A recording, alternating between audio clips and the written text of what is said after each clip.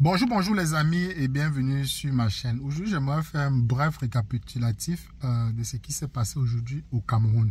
Tout d'abord, j'aimerais envoyer un vibrant hommage à tous ceux qui ont le courage de sortir aujourd'hui pour aller manifester. Parce que pour rendre à César ce qui appartient à César, même s'il y avait une faible mobilisation, mais félicitons quand même ceux qui ont le courage de sortir. Avec cette faible mobilisation, je pense que demain, il y aura une plus grande mobilisation que celle qu'on a vue aujourd'hui. Parce qu'au moins, certaines personnes ont vu que c'était possible. Donc, ça donne le courage à d'autres de pouvoir sortir demain. Mais demain, on saura. Aujourd'hui, quand même, je viens en étant un tout petit peu optimiste. J'ai fait une vidéo hier, je vous disais que j'étais très pessimiste et j'étais quasi sûr qu'on allait rejeter la candidature du professeur Maurice Kamto. Mais avec ce que j'ai vu aujourd'hui et le fait que le Conseil constitutionnel a décidé de renvoyer le délibéré à demain, je pense que je peux pronostiquer c'est du 50-50. Alors que hier, j'étais à 99% qui devaient dire non. Et un seul pourcent qui devait dire oui. Parce qu'on ne dit jamais 100%. Même quand on fait le test d'ADN, c'est toujours 99,99. Donc moi, j'étais quasi sûr que 99, ils allaient dire non. Et 1%, ils allaient dire oui.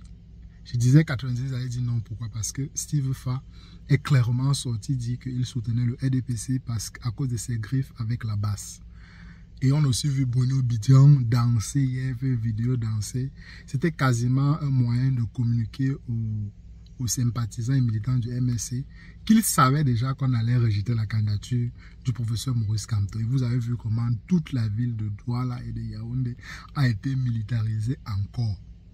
Donc, c'était quasi sûr, les carottes étaient cuites. Et en plus, on a demandé à la CATV et aucune chaîne de retransmettre les images. Donc, le gouvernement avait appris tous les assaisonnements, en tout cas,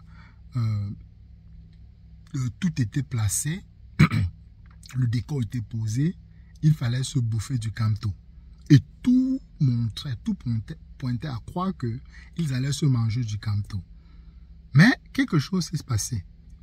On a vu des images, et beaucoup plus des audios du contentieux. Donc, les Camerounais et la communauté internationale a entendu ce qui s'est passé. On a bien vu que le dossier de Yebga était quasi vide.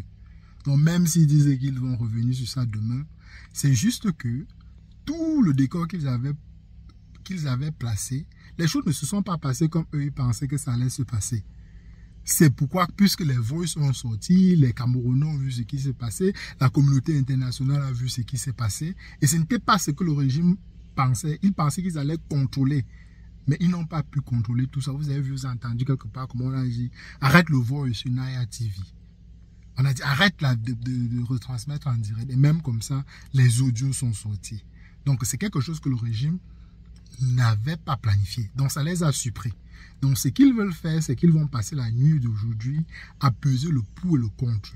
Ils vont discuter, ils vont essayer d'évaluer la quantité de Camerounais qui sont sortis, essayer d'évaluer, est-ce que si on rejette, quelle sera la quantité? Déjà, la quantité qu'on a vue aujourd'hui, est-ce que si on multiplie par X ou Y, est-ce que la quantité qui peut sortir demain peut nous menacer? Est-ce que c'est pas mieux de peut-être le garder et trouver un autre moyen de truquer les élections? Donc, voilà un peu les stratégies qu'ils vont essayer de réfléchir cette nuit-ci. Et ils prendront une décision. Et demain, la CATV a déjà dit qu'elle va transmettre les images du contentieux demain. Donc, ce qui est déjà, bon, je ne peux pas dire un bon signe, mais c'est déjà quasi une victoire parce qu'ils ont compris qu'ils ne peuvent pas cacher ce qui se passe. Les Camerounais sont au courant. Et aujourd'hui, les technologies, ils ne peuvent plus se remettre à la vieille dictature des années 90 qu'il n'y ait pas le téléphone et Internet. Aujourd'hui, il y a Internet, aujourd'hui, il y a le téléphone. Donc, peu importe les moyens qu'ils prennent, le peuple est éduqué et le peuple est au courant de ce qui se passe.